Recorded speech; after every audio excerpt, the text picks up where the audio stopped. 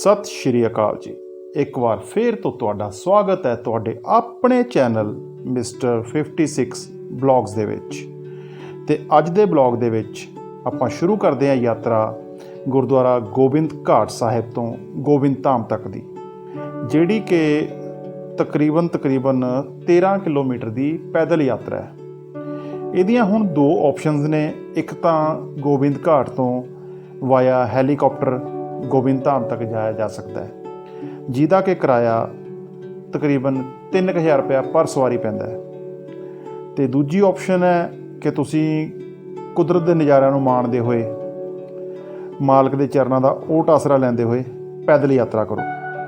ਅਤੇ ਇਹਦੇ ਵਿੱਚ ਵੀ ਇੱਕ ਛੋਟੀ ਜਿਹੀ ਆਪਸ਼ਨ ਸੰਗਤ ਦੇ ਲਈ ਵਧੀਆ ਹੋ ਗਈ ਹੈ ਕਿ ਜਿਹੜਾ ਗੋਬਿੰਦ ਘਾਟ ਦਾ ਪੁਲ ਬਣਿਆ ਹੋਇਆ, ਉਸ ਪੁਲ ਤੋਂ ਇੱਦਾਂ ਸੂਮੋ ਟੈਕਸੀਆਂ ਚੱਲਦੀਆਂ ਨੇ ਤਕਰੀਬਨ 5 ਕਿਲੋਮੀਟਰ ਤੱਕ, ਯਾਨੀ ਗੋਬਿੰਦ ਘਾਟ ਤੋਂ ਤਕਰੀਬਨ 5 ਕਿਲੋਮੀਟਰ ਤੱਕ ਦੇ ਲਈ ਟੈਕਸੀ ਹਾਇਰ ਤੁਸੀਂ ਕਰ ਸਕਦੇ ਹੋ, ਜਿਹਦਾ ਕਿ ਕਿਰਾਇਆ ਪਰ ਸਵਾਰੀ 50 ਰੁਪਏ ਹੈ। ਅਤੇ ਨਾਲ ਤੁਸੀਂ ਕੁਦਰਤ ਦੇ ਨਜ਼ਾਰੇ ਲੈਂਦੇ ਹੋਏ ਅਤੇ ਮਾਲਕ ਦਾ ਆਸਰਾ ਲੈਂਦੇ ਹੋਏ ਆਪਣੀ ਯਾਤਰਾ ਵਧੀਆ ਤਰੀਕੇ ਨਾਲ ਕਰ ਸਕਦੇ ਹੋ। ਅਤੇ ਬਾਕੀ ਮਾਹੌਲ ਤੁਹਾਨੂੰ ਪਤਾ ਕਿ ਇੱਧਰ ਦਾ ਮੌਸਮ ਹੈ ਯਾਰ। ਯਾਤਰਾ ਤਾਂ ਜਿਹੜੀ ਗੁਰੂ ਘਰ ਦੀ ਯਾਤਰਾ ਤਾਂ ਇੱਕ ਹੈ ਹੀ ਹੈ, ਅਤੇ ਉਹਦੇ ਨਾਲ ਜਿਹੜੇ ਬੰਦੇ ਕੁਦਰਤ ਨੂੰ ਪਿਆਰ ਕਰਦੇ ਨੇ ਉਹਨਾਂ ਦੇ ਲਈ ਇੱਥੇ ਦਾ ਮਾਹੌਲ ਕਿਸੇ ਜੰਨਤ ਤੋਂ, ਕਿਸੇ ਸਵਰਗ ਤੋਂ ਘੱਟ ਨਹੀਂ। ਵਾਕਿਆ ਹੀ ਜੰਨਤ ਹੈ। ਅਤੇ ਹੁਣ ਆਪਾਂ ਸ਼ੁਰੂ ਕਰਦੇ ਹਾਂ ਕਿ ਯਾਤਰਾ, ਅਤੇ ਇਸ ਪੁਲ ਤੋਂ ਅੱਗੇ ਆਪਾਂ ਨੂੰ ਮਿਲੂਗੀ ਟੈਕਸੀ, ਅਤੇ ਉਹ ਟੈਕਸੀ ਆਪਾਂ ਕਰਾਂਗੇ ਹਾਇਰ। ਅਤੇ ਫਿਰ ਉਸ ਟੈਕਸੀ ਰਾਹੀਂ ਆਪਾਂ 5 ਕਿਲੋਮੀਟਰ ਸਫ਼ਰ ਕਰਕੇ ਉਸ ਤੋਂ ਬਾਅਦ ਜਿਹੜੀ ਤਕਰੀਬਨ 8 ਕਿਲੋਮੀਟਰ ਦੀ ਪੈਦਲ ਟਰੈਕਿੰਗ ਹੈ, ਉਹਦੇ ਫਿਰ ਆਪਾਂ ਨਜ਼ਾਰੇ ਲਵਾਂਗੇ।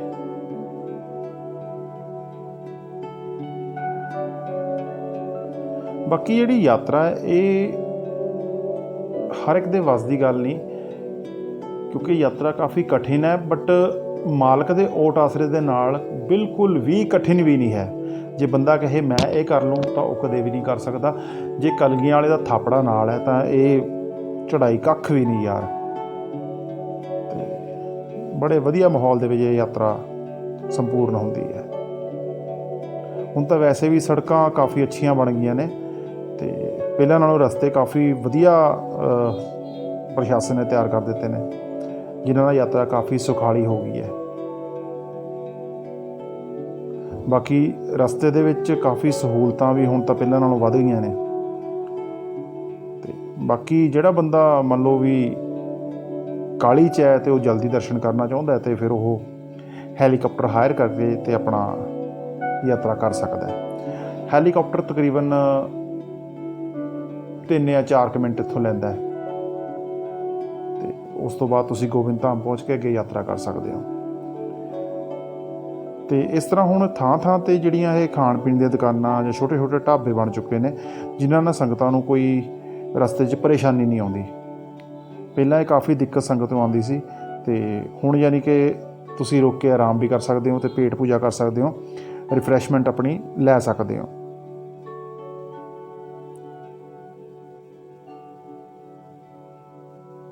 ਥੋੜ੍ਹਾ ਜਿਹਾ ਥੱਲੇ ਨਾਲੋਂ ਕੋਸਟਲੀ ਜ਼ਰੂਰ ਹੈ, ਬਟ ਫਿਰ ਵੀ ਜਾਇਜ਼ ਹੈ, ਕਿਉਂਕਿ ਇਹਨਾਂ ਲੋਕਾਂ ਨੂੰ ਵੀ ਖਰਚਾ ਕਾਫੀ ਪੈਂਦਾ ਹੈ। ਬਾਕੀ ਇਹਨਾਂ ਦਾ ਵੀ ਸੀਜ਼ਨ ਹੈ, ਸੀਜ਼ਨ ਦੀ ਕਮਾਈ ਹੈ। ਉਸ ਤੋਂ ਬਾਅਦ ਵਿਚਾਰੇ ਵੀ ਵਿਹਲੇ ਨੇ, ਸੰਗਤਾਂ ਦੀ ਆਮਦ ਦੇ ਨਾਲ ਹੀ ਇਹਨਾਂ ਦਾ ਵੀ ਚੁੱਲ੍ਹਾ ਵਗਦਾ ਹੈ, ਇਹਨਾਂ ਦੀ ਰੋਜੀ ਰੋਟੀ ਚੱਲਦੀ ਹੈ। ਅਤੇ ਹੁਣ ਆਪਾਂ ਟੈਕਸੀ ਤੋਂ ਬਾਅਦ ਪੈਦਲ ਚੜ੍ਹਾਈ ਸ਼ੁਰੂ ਕਰਤੀ ਹੈ। ਅਤੇ ਇੱਥੋਂ ਵੀ ਤੁਸੀਂ ਜੇ ਪੈਦਲ ਨਹੀਂ ਜਾਣਾ ਚਾਹੁੰਦੇ ਤਾਂ ਇੱਥੋਂ ਤੁਸੀਂ ਖੱਚਰ ਹਾਇਰ ਕਰ ਸਕਦੇ ਹੋ, ਘੋੜੇ ਹਾਇਰ ਕਰ ਸਕਦੇ ਹੋ। ਅਤੇ ਬਾਕੀ ਜੇ ਤੁਸੀਂ ਘੋੜੇ ਹਾਇਰ ਕਰਨੇ ਤਾਂ ਉਹਦੇ ਲਈ ਤੁਹਾਨੂੰ ਬਾਰਗੇਨਿੰਗ ਹੋਣੀ ਬਹੁਤ ਜ਼ਰੂਰੀ ਹੈ, ਕਿਉਂਕਿ ਘੋੜਿਆਂ ਵਾਲੇ ਕਾਫੀ ਵਾਰ ਰੇਟ ਕਾਫੀ ਦੱਸ ਦਿੰਦੇ ਨੇ। ਬਾਕੀ ਜੇ ਤੁਸੀਂ ਬਾਰਗੇਨਿੰਗ ਕਰ ਸਕਦੇ ਹੋ ਤਾਂ ਤੁਸੀਂ ਘੱਟ ਰੇਟ 'ਤੇ, ਚੀਪ ਰੇਟ 'ਤੇ ਵੀ ਅੱਗੇ ਯਾਤਰਾ ਕਰ ਸਕਦੇ ਹੋ। ਪਰ ਜੇ ਤੁਸੀਂ ਯਾਤਰਾ ਪੈਦਲ ਕਰ ਸਕੋ ਤਾਂ ਉਹਦੇ ਵਰਗਾ ਆਨੰਦ ਹੀ ਹੋਰ ਕੋਈ ਨਹੀਂ। ਇੱਕ ਤਾਂ ਤੁਸੀਂ ਰਸਤੇ 'ਚ ਕੁਦਰਤ ਦੇ ਨਜ਼ਾਰੇ ਮਾਣਦੇ ਜਾਂਦੇ ਹੋ, ਅਤੇ ਇੱਕ ਤੁਹਾਨੂੰ ਡਰ ਵੀ ਨਹੀਂ ਲੱਗਦਾ, ਕਿਉਂਕਿ ਡਰ ਇੱਦਾਂ ਕਿਉਂਕਿ ਜਾਨਵਰ ਫਿਰ ਵੀ ਜਾਨਵਰ ਹੈ।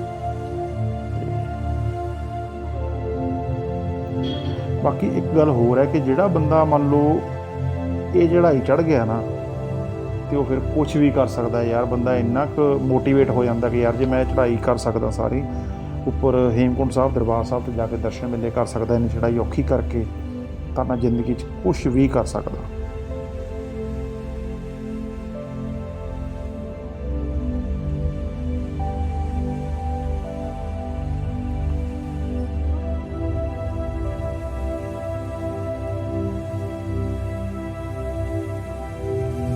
रस्ते के नज़ारे पाकमाल ने, किते नदी वगदी है, किते झरने वगदे हैं, किते खाइयां ने। यानी कुदरत ने इस इलाके नूं अपनी रहमत नाल सरशार किया हुआ है। बाकमाल एरिया, बाकमाल। और संगतां जिथे कुदरत का आनंद माणदियां ने, गुरु का जस गांदियां होईयां अपनी यात्रा करदियां ने, उत्थे संगतां दे चरनां दे विच एक बेनती भी है कि प्लीज़ ਆਪਾਂ ਇੱਥੇ ਵੀ ਪੰਜਾਬ वाला माहौल ना क्रिएट करिए। ਥਾਂ डस्टबिन वगैरह लगे हुए हैं, ਜਿਹੜੀ ਆਪਾਂ कोल्ड ड्रिंक ਜਾਂ पानी की बोतल कोई एक्स्ट्रा है, कोई चिप्स के पैकेट ने, बिस्किट के पैकेट ने, उन्होंने जे तुहानूं कोई डस्टबिन दिखदा तो प्लीज़ वो डस्टबिन दे विच ही पाओ, जां तुसीं ਜਿਹੜਾ नाल बैग ਜਾਂ कोई लिफाफा कैरी किया सो प्लीज़ ਉਹਦੇ ਵਿੱਚ ਉਹ ਜਿਹੜੇ ਬੋਟਲ ਜਾਂ ਲਿਫਾਫੇ ਨੇ ਉਹਨਾਂ ਨੂੰ ਉਹਦੇ ਵਿੱਚ ਪਾ ਲਵੋ। ਥਾਂ ਗੰਦ ਨਾ ਪਾਓ प्लीज़। इस एरिए ਨੂੰ साफ सुथरा रहन दिओ। पाक पवित्र जगह तो इनू पाक पवित्र रहन दिओ। असीं इदां करके काफ़ी पाप दे भागी बन जाते हैं। असीं यात्रा तो करते हैं पर उहदे नाल नाल काफ़ी हद तक असीं पहाड़ां नूं प्रदूषित कर चुके हैं। सो ये प्रदूषण जे असीं इत्थे ना फैलन दईए तो साडे लई बहुत वधिया गल है। सो हथ बन के बेनती है कि जिन्ना हो सके सफाई का भी ध्यान रखो, है ना। आसे पासे प्लीज़ गंद ना पाओ। ਹੁਣ ਤਾਂ रस्ते ਥਾਂ ਇੱਦਾਂ टॉयलेट वगैरह बन चुकियां ने, ਇੱਦਾਂ शैल्टर बन चुके हैं। संगत ਨੂੰ कोई दिक्कत नहीं आती। बाथरूम वगैरह रस्ते ਥਾਂ बने हुए हैं और ਇੱਦਾਂ शानदार शैल्टर बने ने जिथे बह के तुसीं दम लै सकते हो।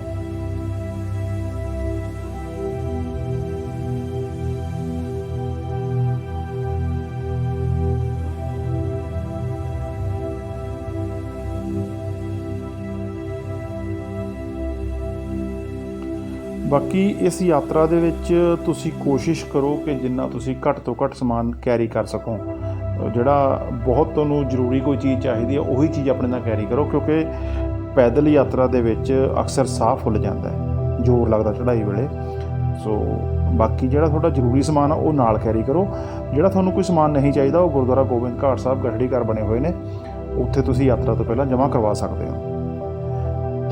बाकी इस पैदल यात्रा दे विच अपने नाल ग्लूकोज वगैरह, गुड़, छोले जरूर कैरी करो, टॉफीज़ वगैरह कैरी करो, तो हल्के फुल्के स्नैक्स हैं, बिस्किट या कोई चिप्स वगैरह तुसी, कोल्ड ड्रिंक, पानी अपने नाल जरूर रखो। तो एक सब तो जिहड़ी इंपोर्टेंट चीज़ है वो तुसी इस यात्रा दे विच कदे भी इदां शॉर्टकट नहीं यूज़ करना। सीधे रास्ते चढ़ाई करो, क्योंकि शॉर्टकट ये काफ़ी खतरनाक हो सकता है। चढ़ाई तो थोड़ी बच जाती है कि थोनों घूमण घेरी तो बचाव हो जाता है, थोड़ा रास्ता कट जाता है, पर यह शॉर्टकट थोड़े लिए काफ़ी खतरनाक साबित हो सकता है, क्योंकि पहाड़ों कई बार फिसलन होंदी है, रस्ते काफ़ी खतरनाक ने, थल्ले नदी बहती है, खाइयां ने, तो रब ना करे कोई उन्नी की होवे। सो इस गल का ध्यान रखो कि इस यात्रा में कदे भी तुसी शॉर्टकट ना वरतो। तो एक जिहड़ी होर बड़ी जरूरी चीज़ है वो तुसी अपने नाल इस यात्रा दे विच कपूर जरूर कैरी करो।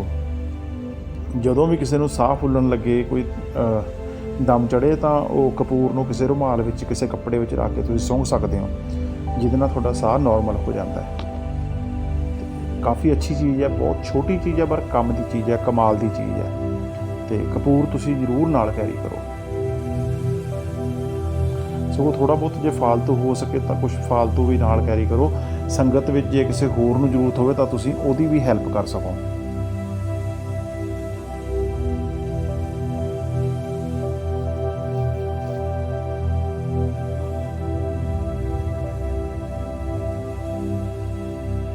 बाकी हुण तां काफ़ी इदां एक तरह का बाज़ार ही बन चुका है। विच यात्रा दे विच जिहड़ी काफ़ी जगह के उत्ते बाज़ार बन चुके हैं, तो छोटे छोटे जे, तो तुसीं इत्थे बह के रिफ्रैश हो सकते हो, तो रिफ्रैशमेंट लै सकते हो।